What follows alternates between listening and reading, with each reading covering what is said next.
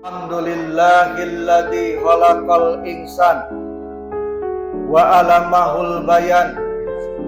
Asyhadu an la ilaha illallahul karimul manan wa asyhadu anna Muhammadar Rasulullah mab'usu bi asrofil adyan. Allahumma shalli ala Muhammad wa ala alihi wa sahbihi ajmain, amma ba'du. Ya ibadallah, usikum wa iyaya bittaqwallah faqad fajal muttaqun. Qala Allah Ta'ala bil Qur'anil Karim, kuntum khairu ummah ta'muruna bil ma'ruf wa tanhauna 'anil munkar.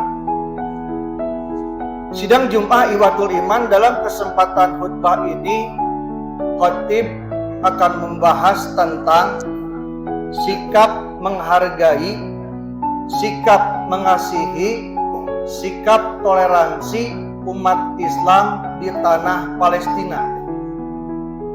Nah, kenapa khatib mengambil contoh Palestina? Sebab Palestina adalah negara konflik. Nah, sidang Jumat Iwatul Iman, apa yang terjadi di Palestina saat ini, Pak, tahun ini seharusnya membuka mata dunia bahwa ajaran Islam itu benar-benar ajaran yang bersumber dari langit. Bersumber dari langit, diturunkan oleh Tuhan pencipta alam semesta. Apa buktinya? Buktinya di Palestina tahun ini terbukti bahwa ajaran Islam itu benar-benar rahmatan lil alamin. Rahmat untuk semua alam. Bukan hanya merahmati umat Islam saja, tapi juga merahmati semua umat manusia, bahkan merahmati musuh sekalipun. Nah, sidang Jumat Iwatul Iman, penyebab terjadinya konflik wilayah di Palestina dan Israel, ini penyebabnya karena kedatangan orang-orang Yahudi ke Palestina. Jadi orang-orang Yahudi itu adalah imigran, Pak. Nah, mereka, orang-orang Yahudi ini datang ke Palestina tidak lama setelah pecah Perang Dunia Pertama tahun 1914. Nah, 3 tahun kemudian, tahun 1917, mulailah orang-orang Yahudi itu berdatangan ke Palestina. Nah, sebelum ke Palestina, Pak, orang-orang Yahudi ini ada di berbagai negara. Dan di negara-negara Eropa yang jelas-jelas bukan negara Islam, orang-orang Yahudi ini diusir, Pak. Seperti di Ceko, di Polandia, lalu di Inggris, di Prancis, di Itali, di Spanyol, di Jerman, itu orang-orang Yahudi itu diusir, Pak.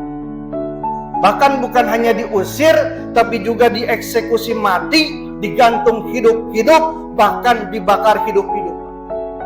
Dan itu jumlahnya bukan sedikit. Jumlahnya ribuan, bahkan jutaan. Nah, ini sejarah mencatat. Di tahun 1298, orang Yahudi diusir dari Swiss. 100 orang Yahudi dieksekusi dengan cara digantung hidup-hidup. Lalu tahun 1306, di Perancis diusir. 3.000 orang Yahudi dibakar hidup-hidup. Lalu tahun 1991 diusir dari Spanyol.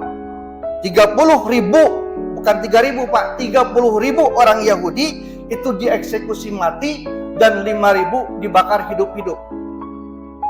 Lalu tahun 1933 yang sangat fenomenal, di Jerman, orang Yahudi itu dibunuh sampai 6 juta orang oleh tentara Nazi yang dipimpin oleh Hitler. Nah, pertanyaannya, kenapa orang-orang Yahudi di negara-negara lain diusir, bahkan dibunuh? Jawabannya, karena dianggap mengancam kedaulatan negara, bisa membahayakan negara. Nah, bahkan Hitler mengatakan, Pak, yang sudah membunuh 6 juta Yahudi, dia mengatakan bahwa sesungguhnya aku bisa saja membunuh semua orang Yahudi di muka bumi ini, tapi aku tidak lakukan aku sisakan sebagian. Agar apa? Agar suatu hari nanti orang-orang dunia tahu apa alasan aku membunuh orang-orang Yahudi. Itu kata Hitler, Pak. Dan apa yang alasan Hitler ini terbukti sekarang, yaitu di Palestina. Kenapa alasan Hitler membunuh terbukti di Palestina? Nah, sidang Jumat Ikhwatul Iman, jadi kembali lagi orang-orang Yahudi ini, Pak, ini sebelum datang ke Palestina, ini diusir, dibunuh di negara-negara Eropa, di negara-negara yang bukan Islam. Nah, setelah pecah Perang Dunia Pertama tahun 1914 dan 3 tahun berikutnya tahun 1917 mulailah berdatangan ke Palestina atas rekomendasi dari Inggris. Nah, karena di Palestina ini adalah Muslim, mayoritas Muslim, umat Islam, maka orang-orang Yahudi ini diterima dengan baik, Pak. Kenapa? Karena Islam mengajarkan, mewajibkan harus menolong siapapun tanpa harus melihat apa agamanya, apa sukunya. Nah, karena orang-orang Yahudi ini teraniaya di luar negara, maka diterima dengan baik oleh negara Palestina, oleh warga Palestina. Nah, karena diterima dengan baik, maka semakin lama orang-orang Yahudi ini semakin banyak di Palestina. Maka puncaknya tahun 1948, kalau kita merdeka 1945, ini tahun 1948, Pak. Orang-orang Yahudi yang berada di Palestina ini, mereka memproklamirkan diri bahwa daerah yang dia tempati itu adalah sebuah negara yang bernama negara Israel. Nah, saking baiknya orang Palestina, Pak, sekalipun sebagian negaranya diklaim sebagai negara negara Israel, orang Palestina itu sangat menerima, sangat sabar, sangat baik, sehingga dengan rela membiarkan negaranya diklaim sebagai negara Israel. Jadi orang Palestina sampai saat itu tidak ada bentrokan, Pak. Orang Palestina itu menerima. Orang Palestina itu ikhlas, ridho menerima orang-orang Yahudi dan diklaim sebagai negara Israel, sebagian warga Palestina. Nah, bentrok itu terjadi, Pak, itu setelah orang-orang Yahudi ini mulai mendirikan negara Israel. Dan di sini terjadi bentrok. Kenapa? Karena ketika sudah mendirikan negara Israel, maka orang-orang Yahudi ini terus-menerus memperluas wilayahnya dengan melakukan pengusiran, bahkan bukan hanya pengusiran, tapi juga menembaki, menghabisi, membunuh, membombardir warga Palestina, Pak. Ribuan anak-anak tewas, ribuan anak-anak kehilangan orang tua, ribuan orang tua kehilangan anak, ribuan orang kehilangan keluarga, kehilangan sanak saudara, kehilangan tempat tinggal. Nah, ini kelakuan adalah kelakuan Israel. Nah, ini bukti kenapa Hitler mengatakan, maka ini alasan Hitler itu terbukti. Kenapa di Eropa itu orang-orang Yahudi dibunuh dan diusir. Ini terbukti di Palestina. Jadi orang-orang Yahudi itu adalah terbukti orang-orang yang sangat ambisius. Mereka selalu ingin mendominasi, ingin memiliki, ingin menguasai. Terbukti di Palestina. Dan orang Yahudi ini benar-benar orang-orang yang tidak tahu balas budi. Jadi kasus Palestina dan Yahudi dan Israel ini adalah kasus air susu dibalas air tuba. Kebaikan orang-orang Palestina benar-benar dibalas dengan kejahatan orang-orang Israel, orang-orang Yahudi. Jadi Israel itu, Yahudi itu benar-benar tamak, Pak, serakah. Dan yang mengatakan serakah bukan khatib, Pak. Yang mengatakan serakah adalah Tuhan pencipta alam semesta, Allah Subhanahu wa Ta'ala, di dalam Al-Quranul Karim surat Al-Baqarah ayat 96. Khatib bacakan ayatnya. Ini firman Allah. Dan sungguh engkau Muhammad akan mendapati mereka orang-orang Yahudi, manusia yang paling tamak akan kehidupan dunia, bahkan lebih tamak daripada orang-orang musyrik. Masing-masing dari mereka ingin diberi umur 1000 tahun, Padahal umur panjang tidak akan menjauhkan mereka dari azab Allah. Nah, ini yang mengatakan orang Yahudi tamat itu 1500 tahun yang lalu, yaitu Allah Subhanahu wa taala lewat malaikat Jibril disampaikan kepada Nabi Muhammad, ditulis dalam sebuah kitab Al-Qur'anul Karim yang merupakan firman Tuhan, wahyu Tuhan, perkataan Tuhan, pencipta alam semesta, yang mengatakan Yahudi tamat adalah Tuhan pencipta segala yang ada, termasuk pencipta semua manusia. Barakallahu li wa lakum.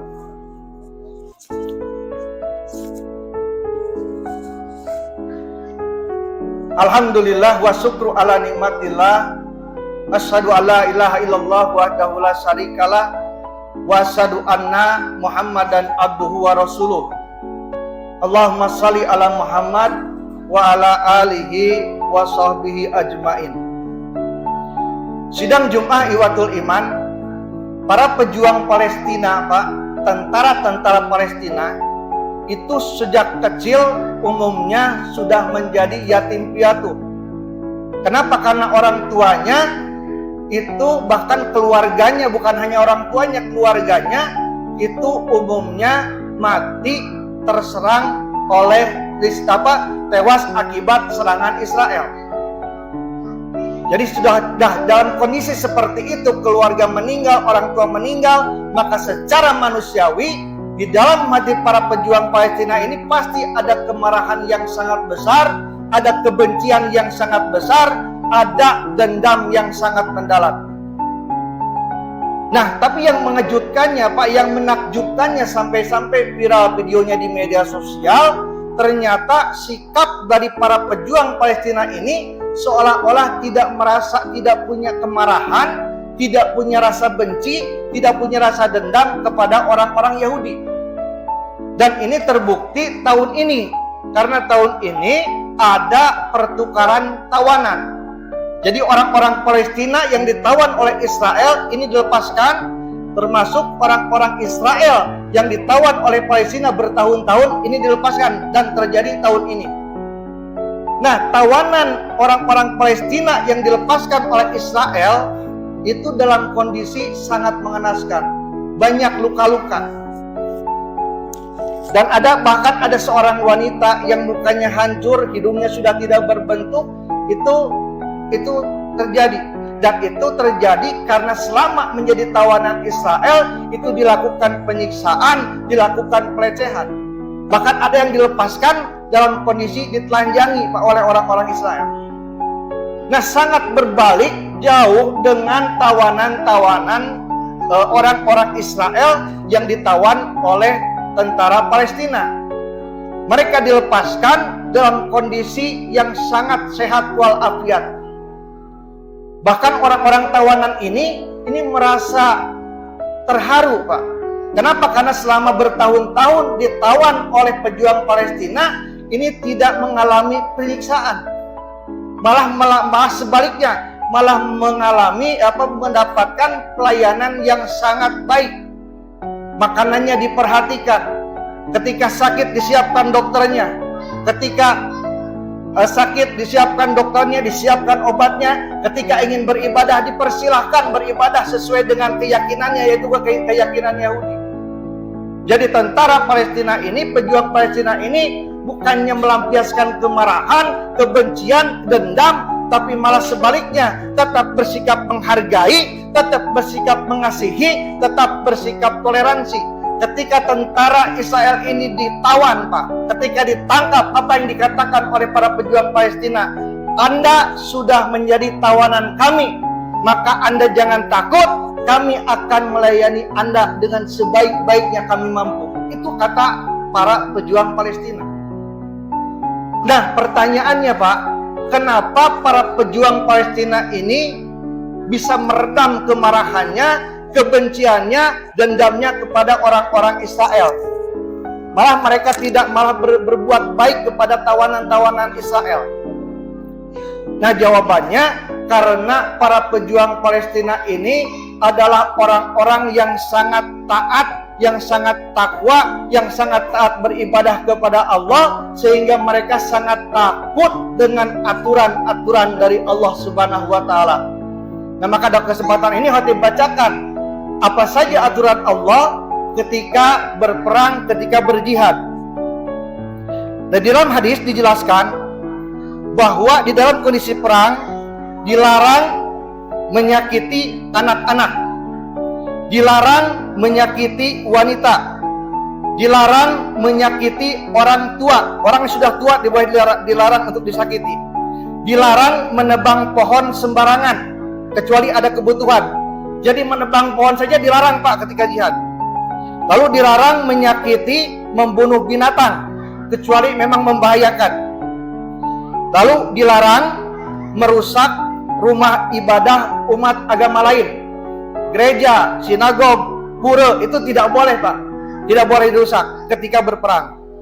Lalu dilarang menyakiti tokoh umat agama lain seperti pendeta dan lain-lain, itu tidak boleh disakiti. Lalu dilarang menyerang umat agama lain yang sedang beribadah. Kalau ada umat agama yang sedang beribadah, itu dilarang diserang, Pak, ketika berjihad. Lalu yang ketiga, yang terakhir, wajib memperlakukan tawanan perang dengan baik dan dilarang menyakiti tawanan yang berada di bawah kekuasaan muslim. Nah, ini yang dilakukan oleh para pejuang Palestina. Jadi karena aturan Allah ini, maka orang-orang pejuang Palestina bisa menahan kemarahannya, menahan kebenciannya, menahan dendamnya. Karena aturan Allah Subhanahu wa Ta'ala. Dan karena orang-orang Palestina ini adalah orang-orang yang sangat taat beribadah. Nah, orang-orang Palestina itu, Pak, untuk jadi tentara Palestina itu banyak. Orang yang ingin jadi tentara Palestina di sana banyak, tapi tidak semua diterima. Kenapa? Karena syaratnya sangat berat. Syaratnya itu ada 10, berarti bacakan 5 saja, Pak. Yang pertama, untuk jadi tentara perang Palestina itu wajib hafal Al-Quran, minimal setengahnya, 15 juz. Lalu yang kedua, wajib hafal hadis, minimal hadis 40, hadis arba'in. Lalu yang ketiga, tidak boleh merokok. Merokok saja tidak boleh, apalagi yang lebih dari itu. Lalu yang keempat, wajib puasa sunnah dan wajib melaksanakan tahajud setiap malam. Ini saatnya menjadi para pejuang Palestina. Jadi ini adalah orang-orang pejuang Palestina ini adalah orang-orang yang sangat taat kepada Allah Subhanahu wa Ta'ala, sehingga walaupun di dalam hatinya ada kemarahan yang sangat besar, kebencian yang sangat besar, dendam yang sangat mendalam, tetap tidak melampiaskannya karena Allah Subhanahu wa Ta'ala melarangnya. Nah, itu adalah di luar perang, Pak. Lalu di dalam perang, lalu bagaimana ketika di luar perang? Di luar perang itu juga Rasul lebih tegas, Pak. Rasul bersabda dengan tegas, man ahada. Rasul bersabda, man ada dimian pakod adani, wa man adani pakod adallah. Barang siapa di antara umatku yang mengganggu umat agama lain, maka berarti dia sudah menggangguku, kata Rasul. Waman adani pakod adallah, dan barang siapa yang sudah menggangguku, bakal mengganggu Allah Subhanahu wa Ta'ala. Ini sangat tegas Rasul mengatakan seperti ini. Nah, ini membuktikan bahwa ajaran Islam itu benar-benar ajaran yang diturunkan dari langit, dari Tuhan pencipta alam semesta, sehingga terbukti Islam itu rahmatan lil alamin, bukan hanya merahmati umat Islam saja, tapi juga merahmati semua umat manusia, bahkan merahmati musuh sekalipun. Allahumma sholli ala Muhammad wa ala alihi wa sahbihi ajmain. Allahumma innaka afuwun tuhibbul afwa fa'fu anna ya karim. Rabbana dolamna anfusana wa ilam taghfir lana wa tarhamna lanakunanna minal khasirin. Allahumma ighfirli wa liwalidayya warhamhuma kama rabbayani shaghira. Allahumma ighfirli wa liwalidayya warhamhuma kama rabbayani shaghira. Allahumma ansur ihwaninal muslimin wal mujahidina fi Palestin. Allahumma ansur ihwaninal muslimin wal mujahidina fi kulli makan wa fi kulli zaman. Allahumma sabit imanahum wasabit qulubahum wa wahid subupahum. Allahumma damiril yahuda wa Israel. Allahumma satid samlahum wa parik jam'ahum wa qalib tadbirahum wa badil ahwalahum wa qasir amarahum wa atib arjakahum wa jajir aqdamahum. Allahumma haril masjidil aqsa, Allahumma haril masjidil aqsa ara ru'yatil Islam. Allahumma ijal Islam wal muslimin wa ahlikil kafarata wal musyrikin wa andir a'da'ana wa a'da'aka a'da'adin wa ali kalimataka ila yaumidin birahmatika ya arhamar rahimin. Assalamualaikum warahmatullahi wabarakatuh.